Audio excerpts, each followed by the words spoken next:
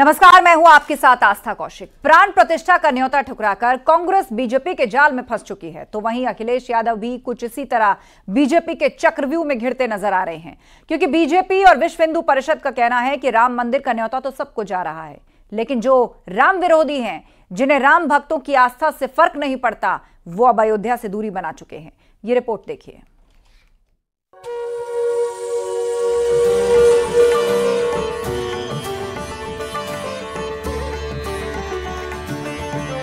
अलौकिक अविस्मरणीय अयोध्या धाम में धर्म और सनातनियों की आस्था का प्रवाह हो रहा है। राम को मानने वाले 100 करोड़ हिंदुओं के दिलो दिमाग में सिर्फ प्रभु का धुन सवार है।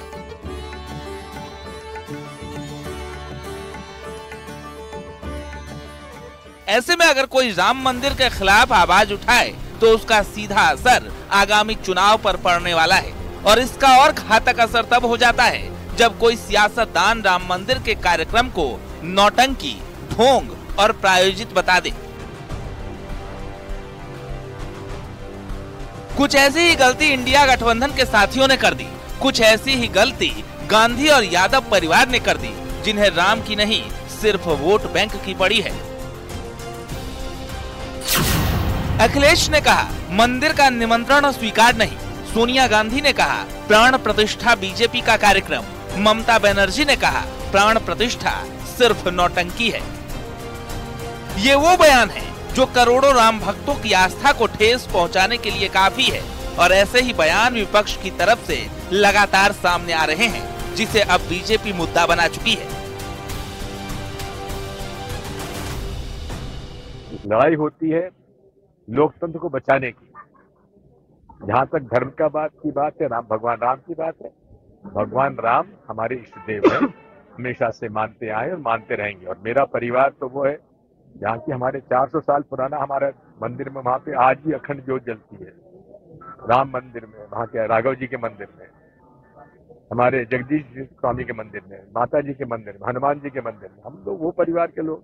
कि यह प्रवृत्ति जो आज कांग्रेस ने दिखाई है, एक मौका था कि आज आप अपने को बदल कर दिखा सकते थे, परंतु आपने ऐसा नहीं किया। परंतु मैं एक और बात स्पष्ट करना चाहता हूं, यह नेहरू की कांग्रेस है, यह गांधी की कांग्रेस नहीं है। क्योंकि महात्मा गांधी का तो राजनीतिक दर्शन था राम राज्य। महात्मा गांधी का नित्य का भजन था रघुपति राघव राजा राम। तो क्या प्रभु का निमंत्रण ठुकराना हिंदू आस्था पर सीधा सीधा आक्रमण है, या फिर विपक्ष के लिए आगे कुआं पीछे खाई वाली स्थिति है? क्योंकि जिस तरह बीजेपी राम मंदिर के नाम सियासी प्रयोग कर रही है, उसका असर विपक्ष की रणनीति पर पड़ने लगा है। और एक बार फिर इंडिया गठबंधन बीजेपी के बुने जाल में फंसती जा रही है, जैसा कि अखिलेश के बयान से साफ हो जाता है। तो डाक के थ्रू जवाब हम भी दे देंगे। ये क्या बात हुई आपकी? पत्रकार साथियों, आप भी मदद करिए किसानों की, आप भी मदद करिए बेरोजगार नौजवानों की। कुछ विवाद नहीं खड़ा करना चाह रहे। जो आए स्वागत है, जो नहीं आए उसकी इच्छा है। हमने तो सबको बुलाया। ट्रस्ट ने कहा प्रधानमंत्री को बुलाया, तो विपक्ष के नेता को बुलाओ। किसी एक पॉलिटिकल पार्टी नहीं, सब पॉलिटिकल पार्टीज, बीजेपी इंक्लूडेड, उनके अध्यक्षों को बुलाओ। इसलिए हम तो राजनीति नहीं करना चाह रहे। हम तो चाह रहे हैं कि पूरा समाज आए, समाज के सब प्रमुख लोग आए, सब राजनीतिक दलों के अध्यक्ष आए। अयोध्या नहीं जाने के तर्क में सिर्फ इतना ही फर्क है कि विपक्षी नेता भी मान चुके हैं कि राम सिर्फ मोदी योगी के हैं। ऐसे में राम मंदिर से अलग कोई नया रास्ता ढूंढा जाए, जिससे देश की जनता का ध्यान मंदिर से हटाया जाए। लेकिन अभी तक विपक्ष किसी निष्कर्ष पर नहीं पहुंच पाया। Bureau report, news 18।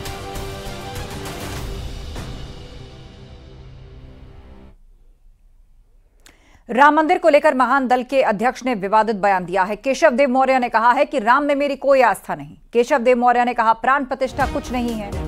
क्या भगवान में पहले से प्राण नहीं थे? ये सब कहा है केशव देव मौर्य ने, जो कि महान दल के अध्यक्ष हैं। साफ तौर पर कह रहे हैं कि मैं सम्मान करता हूं, लेकिन राम में मेरी कोई आस्था नहीं। प्राण प्रतिष्ठा हो रही है तो क्या पहले भगवान में प्राण नहीं? ये सब बातें केशव देव मौर्य ने कही, जो कि महान दल के अध्यक्ष हैं। 2022 के विधानसभा चुनाव में समाजवादी पार्टी के साथ मिलकर चुनाव लड़े थे, लेकिन बाद में राहें अलग हो गई।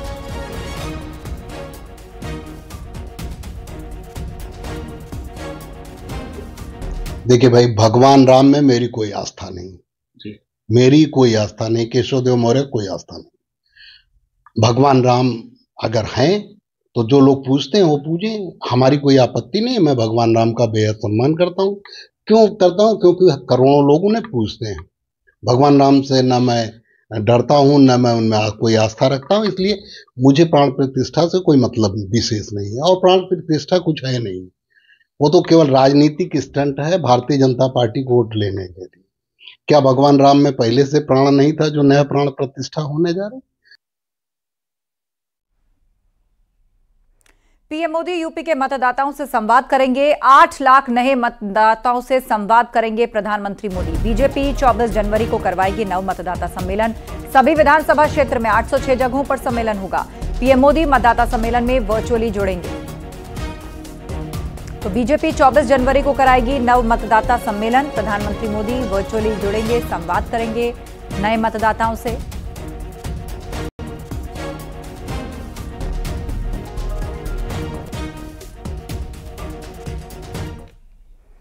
बीएसपी ने पार्टी को बढ़ाने के लिए डिजिटल टेक्निक पर जोर दिया है। लोगों को पार्टी से जोड़ने के लिए आकाश आनंद ने एक मोबाइल नंबर जारी किया, जिस पर मिस कॉल करके लोगों से पार्टी से जुड़ने की अपील की गई है। इस नंबर पर मिस कॉल करने से कोई भी बसपा से जुड़ सकेगा। तो ये नंबर जारी किया गया है बसपा की तरफ से। इस पर मिस कॉल करके पार्टी से जुड़ा जा सकेगा। मिस कॉल देकर लोगों से जुड़ने की अपील की जा रही है। आकाश आनंद ने ये नंबर रिलीज किया है। बहुजन समाज पार्टी अब डिजिटल तरीके से भी लोगों को पार्टी से जोड़ेगी। लोकसभा चुनाव में अपना दल सोनेलाल के अध्यक्ष आशीष पटेल ने एनडीए के यूपी में सभी 80 सीटों पर जीत हासिल करने का दावा किया है। उन्होंने कहा, अपना दल 2014 से एनडीए का हिस्सा है और लोकसभा चुनाव में भी बीजेपी के साथ मिलकर ही मजबूती से चुनाव लड़ेगा। प्राण प्रतिष्ठा को लेकर उन्होंने कहा, अगर राम मंदिर के प्राण प्रतिष्ठा समारोह में बुलाया जाएगा तो उनकी पार्टी के नेता जरूर शामिल होंगे।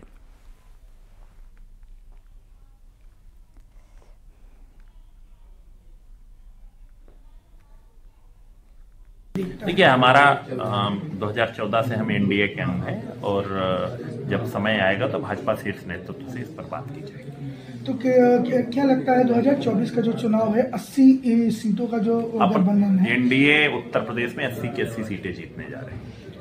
एक दूसरी तरफ इंडिया गठबंधन भी अपना, मैंने फिर कहा कि उत्तर प्रदेश में एनडीए 80 की 80 सीटें जीतने जा रही। रिजल्ट का वेट करिए। असम में जल्द लागू हो सकता है यूनिफॉर्म सिविल कोड। असम के मुख्यमंत्री हेमंत बिस्वा शर्मा ने मीडिया से बातचीत करते हुए इसकी जानकारी दी है। उन्होंने कहा, उत्तराखंड और गुजरात में यूसीसी यानी यूनिफॉर्म सिविल कोड पहले लागू होगा और उसके बाद कुछ बदलाव के साथ असम में लागू किया जाएगा।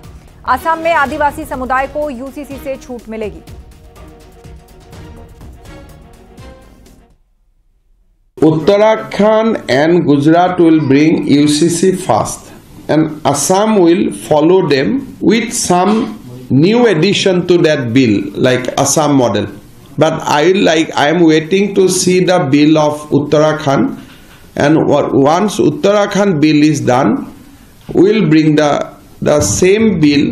So there will be some Assam's innovation into the bill. But of course, in Assam bill, we will exempt tribal community from the ambit of the UCC. Abu Dhabi में पहला हिंदू मंदिर बनकर तैयार है और अगले महीने पीएम मोदी मंदिर का उद्घाटन करेंगे। मंदिर प्रबंधन की ओर से मंदिर निर्माण का एक वीडियो भी रिलीज किया गया है। ये रिपोर्ट देखिए।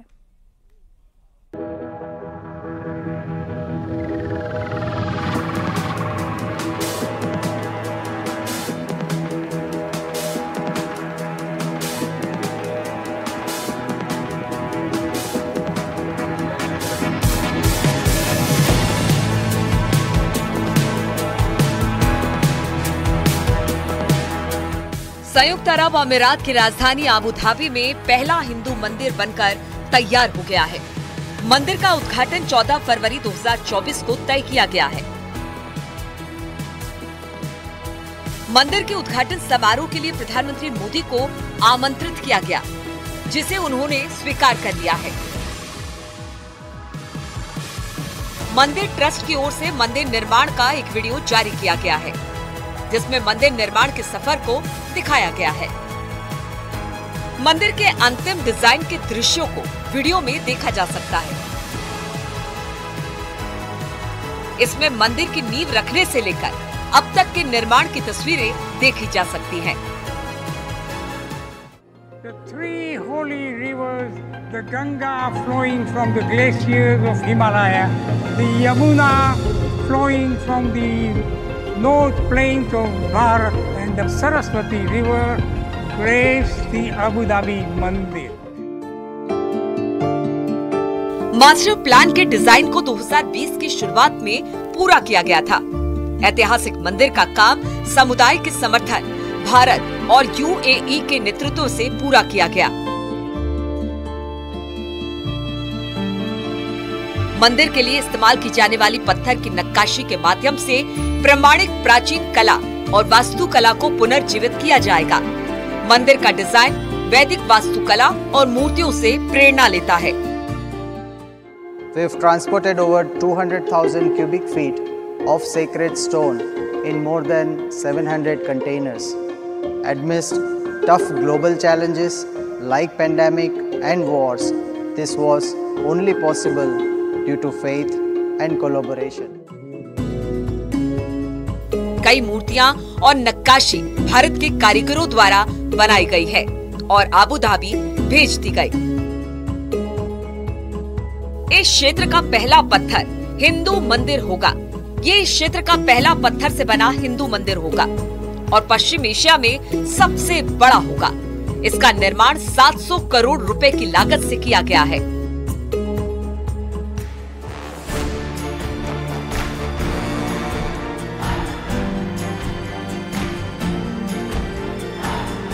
और इसमें गुलाबी बलुआ पत्थर और संगमरमर के अग्रभाग के साथ 7 शिखर शामिल किए गए हैं, जो देश के प्रत्येक अमीरात का प्रतिनिधित्व करते हैं।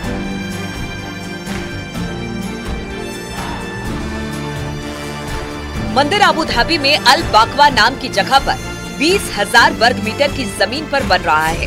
हाईवे से सटा अल वाकबा आबू धाबी से तकरीबन 30 मिनट की दूरी पर है। प्रधानमंत्री नरेंद्र मोदी ने 2018 में दुबई के दौरे पर वहां के ओपेरा हाउस से वीडियो कॉन्फ्रेंसिंग के जरिए बोचासन वासी अक्षर पुरुषोत्तम स्वामी नारायण संस्था ने मंदिर की आधारशिला रखी थी और अब 14 फरवरी को प्रधानमंत्री मोदी मंदिर का उद्घाटन करने जा रही हैं। Bureau report, news city.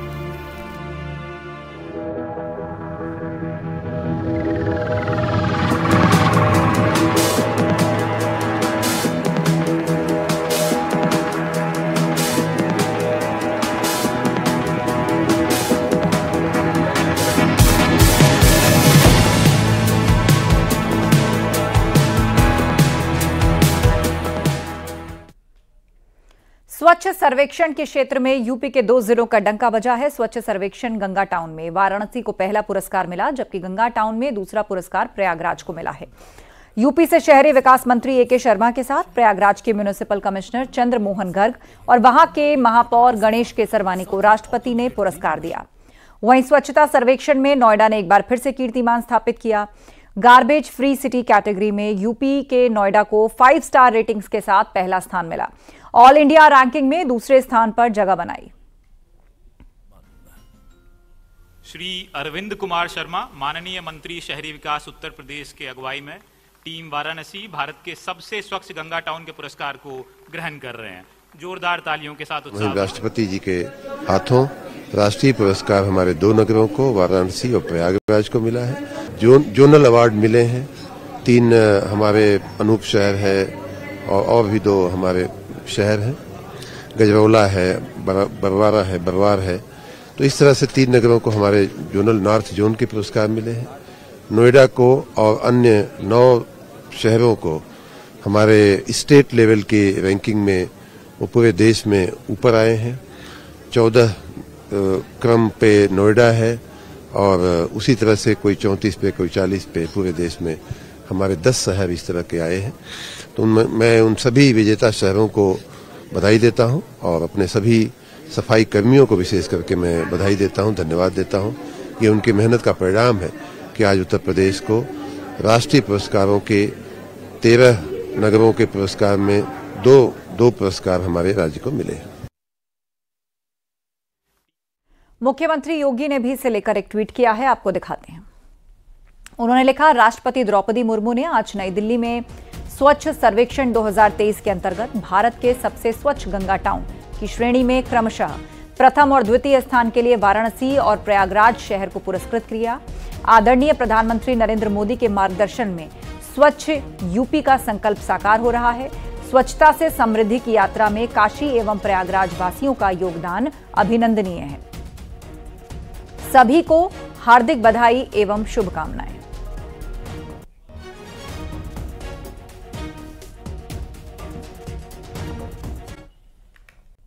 Break के बाद बढ़ते आगे। मुंबई में देश का सबसे लंबा और आधुनिक समुद्री पुल बनकर तैयार हो गया, जिसका उद्घाटन कल प्रधानमंत्री नरेंद्र मोदी करेंगे। मुंबई से नवी मुंबई को जोड़ने वाला ये पुल देश का सबसे बड़ा समुद्री पुल है, जो 22 किलोमीटर लंबा है। इससे दक्षिण मुंबई से नवी मुंबई की दूरी आसानी से तय हो जाएगी। इस पुल की सबसे बड़ी खासियत ये कि इसके नीचे से दुनिया का सबसे बड़ा मालवाहक जहाज निकल सकता है। करीब 18,000 करोड़ की लागत से बना अटल सेतु का निर्माण किया गया है।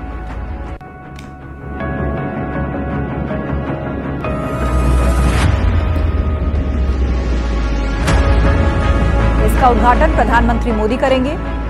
तस्वीरें सामने आई हैं। अटल सेतु का कल उद्घाटन होने जा रहा है। 22 किलोमीटर लंबा ये पुल है, जो मुंबई को नवी मुंबई से जोड़ेगा। गुजरात के वडोदरा से 11 दिन का सफर तय कर 108 फीट की अगरबत्ती अयोध्या पहुंच चुकी है। अगरबत्ती को देखने के लिए अयोध्या में लोगों की भीड़ उमड़ पड़ी है। लोगों ने अगरबत्ती के अयोध्या पहुंचने पर खुशी जताई और उसके साथ सेल्फी ली। वैदिक हवन सामग्री से तैयार की गई इस अगरबत्ती को 22 जनवरी को प्राण प्रतिष्ठा के दिन वहां पर जलाया जाएगा।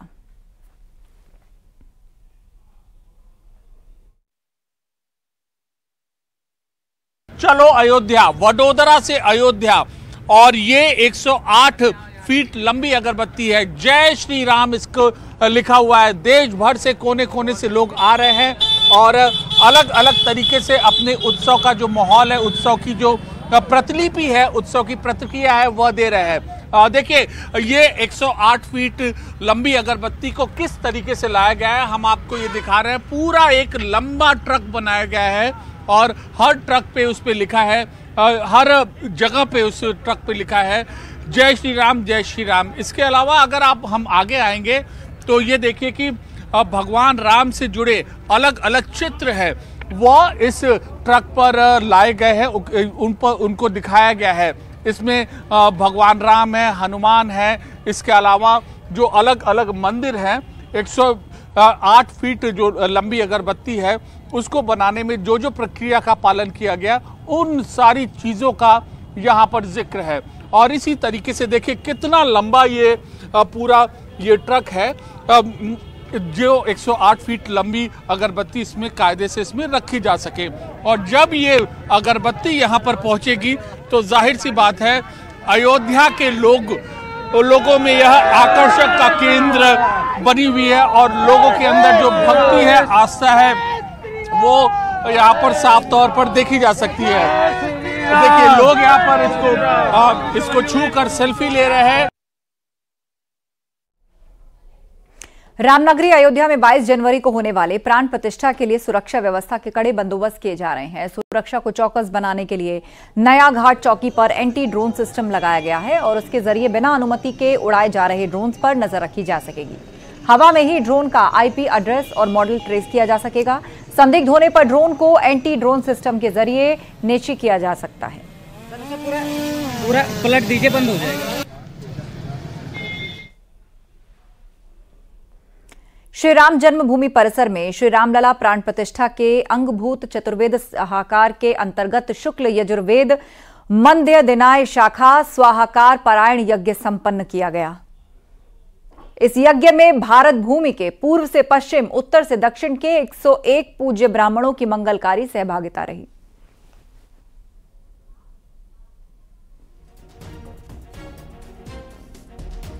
इस यज्ञ में 101 ब्राह्मण शामिल हुए। देश भर से आए ब्राह्मणों ने इसमें हिस्सा लिया। राम जन्मभूमि परिसर में यह यज्ञ हुआ है। प्राण प्रतिष्ठा से पहले इस यज्ञ को वहां पर किया गया, जिसमें 101 पूज्य ब्राह्मण देश के कोने कोने से यहां पर पहुंचे और उन्होंने इस यज्ञ को संपन्न किया।